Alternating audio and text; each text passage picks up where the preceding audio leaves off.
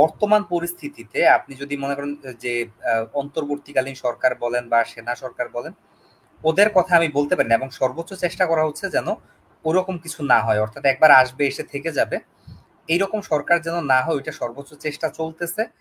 But এখন এমন একটা সরকার চাওয়া হচ্ছে যার অধীনে মানে একটা ইলেকশন করে আপনার হচ্ছে আহ, মানে একটা গণতান্ত্রিক সরকার আসবে, এরকম একটা চেষ্টা।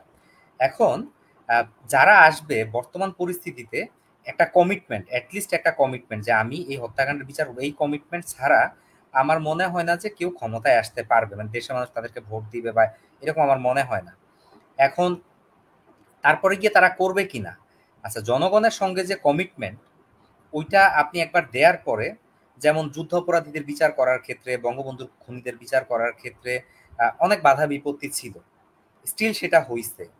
তো আমি এই কারণে আশাবাদী যে আপনি যখন মানুষের কাছে একটা কমিটমেন্ট থাকে যে 5 বছর পরে আবার আপনার তার কাছে ভোট চাইতে যাইতে হবে, তখন আপনি ডেফিনেটলি এই জিনিসটার বিচার করতে বাধ্য হবেন। তবে এইটা সত্যি কথা যে ওই যে যারা হচ্ছে আওয়ামী লীগের যারা মারা গেছে, বা এই যে আপনার জাহাঙ্গীরের যে বডিগার্ড বা ছাত্রলীগের যারা মারা গেছে, তাদের বিচারটা না করার চেষ্টা হবে যদি আওয়ামী লীগ ছাড়া অন্য কেউ ক্ষমতায় আসে। এখন সেই ক্ষেত্রে আমরা কি করতে পারি, সেটা হচ্ছে যদি তারা না করে, যদি তারা কথা না রাখে, আমরা এমন কাউকে চাই ডেফিনেটলি। নির্বাচন এমন ভাবে হবে কেন কেউ যেন মনে না করে যে সে তার বিকল্প নাই। 5 বছর পরে তো আপনি আবার আরেকটা ইলেকশন হবে, দেশের মানুষ যদি মনে করে যে না ওরা এই জিনিসটা করতে ব্যর্থ হয়েছে, তাহলে অন্য কেউ সেটার বিচার করবে। আমি এই জিনিসটা বিশ্বাস রাখতে চাই। আর দ্বিতীয়ত একটা বিষয় ভাইয়া, এই যে আপনি যেটা বললেন যে আহ, মানে সরকারের সঙ্গে আপনার সুসম্পর্ক বা ইয়ে নাই, যেমন আমিও কোনো রাজনৈতিক কাজের সঙ্গে জড়িত না, স্টিল আমার সরকারের সঙ্গে সমস্যা আছে। কিরকম সমস্যা? আমি যখন প্রত্যেকদিন বাজারে যাই তখন আমি টের পাই সরকারের সঙ্গে আমার কি সমস্যা। আমি যখন প্রত্যেকদিন রাস্তায় নামি একটা বাসে উঠতে হয় তখন আমি টের পাই সরকারের সঙ্গে আমার কি সমস্যা। আমি যে ঢাকায় সবচেয়ে মানে বাজে কোয়ালিটির বাতাস, এই বাতাসে নিঃশ্বাস নেয়া মানে কি পরিমাণ কঠিন আমি প্রত্যেক দিনে এই জন্য আমি জানি। ঠিক আছে? তো আপনি যদি মানে জিনিসটা কি, যে এরিস্টটলের একটা কথা আছে না, মানুষ হচ্ছে রাজনৈতিক প্রাণী। তো আমার দেশে যেমন ধরেন আমার এজে আমি যত ভালো কোম্পানিতে জব করার কথা ছিল, বা ইন্ডিয়াতে যে সমস্ত দেশের বিনিয়োগ আছে, অ্যামাজন, ফেসবুক, ইউটিউব, লিঙ্কডইন, এদের যে বিনিয়োগ আছে, আমি ব্যক্তিগতভাবে বিশ্বাস করি বাংলাদেশেও এরা বিনিয়োগ করতে আগ্রহী পারে না, কারণ আমাদের দেশে ওই পরিবেশ নাই।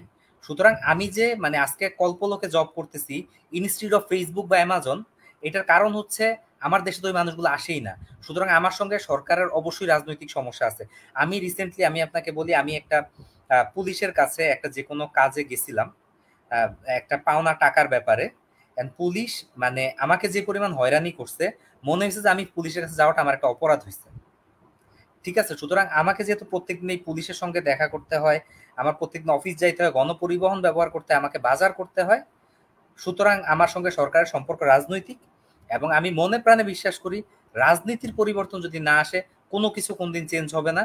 এবং আমার কাছে মনে হয় যে এই মুহূর্তে, আমি বলতেছি না যারা আসবে তারা ফেরেস্তা, বাট এই মুহূর্তে একটা চেঞ্জ দরকার। ওই যে যে কথাটা আমি একটু আগে বলতেছিলাম যে একটা গাড়িতে আগুন লাগছে, আমি গাড়িতে আছি, বিকল্প কি ভালো গাড়ি হইতে পারে সেটা আমি পরে চিন্তা করবো, আগে হচ্ছে আমি গাড়ি থেকে নামবো, তারপর আমি ডিসাইড করব যে পরে কোন গাড়ি ভালো, বাট আমাকে আগে গাড়ি থেকে নামতে হবে।